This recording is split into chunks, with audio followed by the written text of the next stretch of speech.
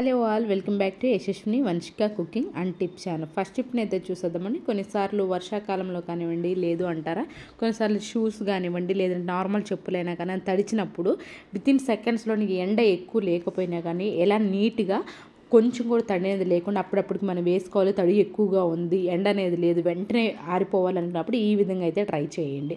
దానికోసం ఎక్కడైతే కొంచెం వాటర్ పోసాను కదా, ఆ తర్వాత క్యాండిల్ ఉంటుంది, క్యాండిల్ తోటి ఈ విధంగా రుద్దిస్తాను. అప్పటికే మీకు చేయంతా చూపిస్తున్నాను చూడండి, తడి అనేది లేకుండా ఉంటుంది. తర్వాత దోశ ప్యాన్ పాతది ఏదైనా ఉంది అనుకోండి, డైరెక్ట్గా మీరు చెప్పు అనే దానిపైన పెట్టకుండా, షూ కానీ ఏదైనా సరే తడిగా ఉన్న దానిపైన పెట్టకుండా ఈ విధంగా కొంచెం వేడిగా ఉన్నప్పుడు దోశ ప్యాన్ కానివ్వండి, లేదు అంటారా ఏదైనా వేడిగా ఉన్న గిన్నె ఏదైనా కానివ్వండి, పాత క్లాత్ ఏదైనా ఉంది అనుకోండి, పాత క్లాత్ని ఆ వేడి దానిపైన అద్దుతూ ఈ విధంగా షూస్ ఎక్కడైతే మీకు తడిగా ఉంటుంది, పైన అయితే మనకి ఊరికే డ్రై అయిపోయింది, క్యాండిల్ పెట్టేసాక డ్రై అయిపోయింది, లోపల తడిగా ఉంటుంది, ఆ లోపల తడి కూడా ఈ క్లాత్ ఎక్కడైతే వేడిగా ఉంటుందో అక్కడ తీసుకొని వెళ్ళి ఎక్కడైతే తడిగా ఉందో ఆ ప్లేస్లో కనుక లోపల కూడా అద్దేసాము అనుకోండి, మనకి ఎండ అనేది లేకుండానే వితిన్ సెకండ్స్లోనే డ్రై అయిపోతుంది. ఇక్కడ చూపిస్తున్నాను చూడండి, మీకు త్వరగా డ్రై చేసుకోవాలి, ఎండ అనేది లేదు, వెంటనే ఈ షూస్ వేసుకోవాలి, ఇవి తడిచిన ఎలా అనుకున్నప్పుడు ఈ విధంగా సింపుల్గా ట్రై చేయండి. మీకు డెఫినెట్గా మంచి రిజల్ట్ అయితే ఉంటుంది. ఎవరికైనా యూస్ఫుల్గా అనిపిస్తే మాత్రం ఇది ట్రై చేయండి. అండ్ నెక్స్ట్ టిప్ వచ్చేసి గ్రేటర్తో వాడుతూ ఉంటాం కదా మనం, ఎప్పుడైనా సరే అల్లం వెల్లుల్లి పేస్ట్ కానివ్వండి, లేదు అంటారా కొంచెం గార్లిక్ కానివ్వండి చేసుకోవాలి అనుకున్నప్పుడు ఏంటి అని అంటే మనం వాడగా ఏమవుతుందంటే కొంచెం పదును తగ్గినట్లు అనిపిస్తుంది. టమాటా జ్యూస్ కానివ్వండి, కొంచెం పుల్లటిది ఏదైనా చేసినప్పుడు అలా విధంగా పదును పోయినప్పుడు ఇంట్లోనే ఈజీగా మనకు షార్ప్ కావాలి అనుకున్నప్పుడు కొంచెం స్ట్రాంగ్ది అల్లం వెల్లుల్లి పేస్ట్ దంచుకునే స్టోన్ ఉంటుంది, ఆ స్టోన్తో ఈ విధంగా చేసాము అనుకోండి మనకి మంచిగా షైనింగ్ అయితే ఉంటుంది, అట్ ద సేమ్ టైం మురికిపోతుంది, అండ్ అలానే షార్ప్ కూడా అయితే అవుతుంది. నెక్స్ట్ టిప్ వచ్చేసి వెనిగర్ ఉంటుంది కదండి, వైట్ వెనిగర్ కానివ్వండి, లేదు అంటారా సింథటిక్ వెనిగర్, ఏది మీకు అవైలబుల్ ఉంటే అదండి.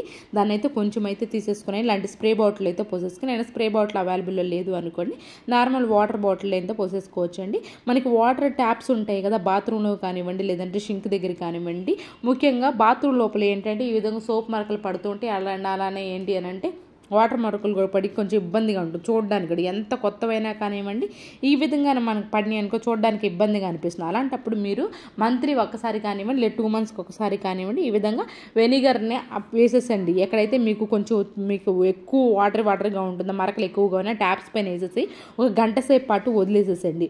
వాటర్ తర్వాత టిష్యూ పేపర్స్ పెట్టేసేసేయండి.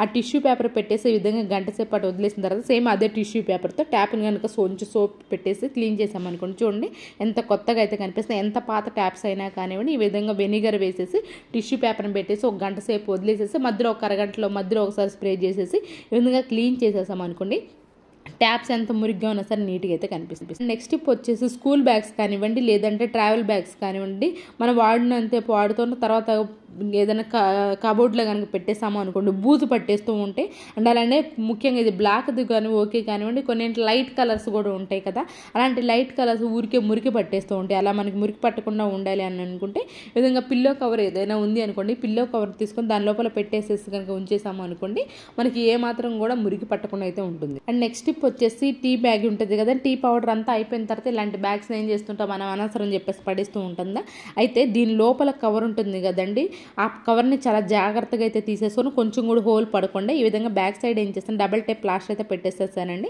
దీన్ని మన బాత్రూమ్ లోపల కనుక పెట్టేసుకున్నాము, ఇలాంటి చిన్న చిన్న క్లచెస్ ఉంటాయి కదా, టీ బ్యాగ్స్ పెట్టుకుంటే చాలా స్ట్రాంగ్గా ఉంటుంది కాబట్టి కొంతమంది చిన్న స్టాండ్స్ అనేవి పెట్టుకుంటూ ఉంటారు. అలా స్టాండ్ కనుక మీకు అవైలబుల్లో లేదు అనుకోండి, ఈ విధంగా మనకి పెట్టుకోవడానికి ఈజీగా ఉంటుంది. క్లచెస్ కానీ చిన్న చిన్న ట్యూబ్స్ కానివ్వండి, మనకి డబల్ టైప్ ప్లాస్టర్ని కొంచెం స్ట్రాంగ్గా కొంచెం పెద్దగా వేసుకున్నామనుకోండి మనకి బాత్రూంలో ఎంత కొంచెం స్ట్రాంగ్గా పెట్టుకోవడానికి ఈజీగా చిన్న బాక్స్ అనేది తయారు చేసుకోవచ్చు. అండ్ నెక్స్ట్ టిప్ వచ్చేసి మనం గ్రీన్ టీ తాగిన తర్వాత టీ బ్యాగ్స్ ఉంటాయి కదండి, వాటిని కూడా అనవసరం అని చెప్పేసి తాగిన తర్వాత పడేస్తూ ఉంటాం కదా, అయితే దీన్ని ఇప్పుడు మనకి ఎలా రీయూజ్ చేయాలో చేసో బాత్రూమ్ లోపల ఎంత బాగా ఉపయోగపడుతుందో చూడండి ఈ టీ బ్యాగ్ అనేది. దీనికి స్ప్రే కొట్టేసేసేయండి, ఏదైతే మరి ఇంట్లో ఎక్స్పైరీ అయిపోయిందా పర్లేదండి, మనకి స్ప్రే ఉంటుంది కదా, స్ప్రే కొట్టేసేసేయండి. స్ప్రే కొట్టేసేసి ఎక్కడైతే మన కమోడ్ ఉంటుంది కదా, బాత్రూమ్ కమోడ్ బ్యాక్ సైడ్ని కనుక దీన్ని ఈ విధంగా కనుక పెట్టేసేసాము అనుకోండి, కట్టేసేసి పెట్టేసాము అనుకోండి, మనకు బాత్రూమ్ ఫ్లష్ చేసిన ప్రతిసారి కూడా స్ప్రే చేసాం కాబట్టి ఆ ట్యాక్ ఎక్కడైతే పైప్ ఉంటుంది కదా, పైప్ కనుక కట్టేసామండో ఫ్లష్ చేసిన ప్రతిసారి కూడా మనకు బాత్రూమ్ దగ్గర మంచి వాసన అయితే వస్తుంది. ఇవేనండి ఈరోజు టిప్స్ ట్రిక్స్. యూస్ఫుల్గా అనిపించుంటే మాత్రం టిప్స్ అనేవి ఒకసారి ట్రై చేయండి. ఏది మీకు బాగా నచ్చింది అనేది కమెంట్ బాక్స్లో కమెంట్ చేయండి, లైక్ చేయండి, షేర్ చేయండి, సబ్స్క్రైబ్ చేసుకోవడం మాత్రం అస్సలు మర్చిపోకండి. Thank you so much for your watching.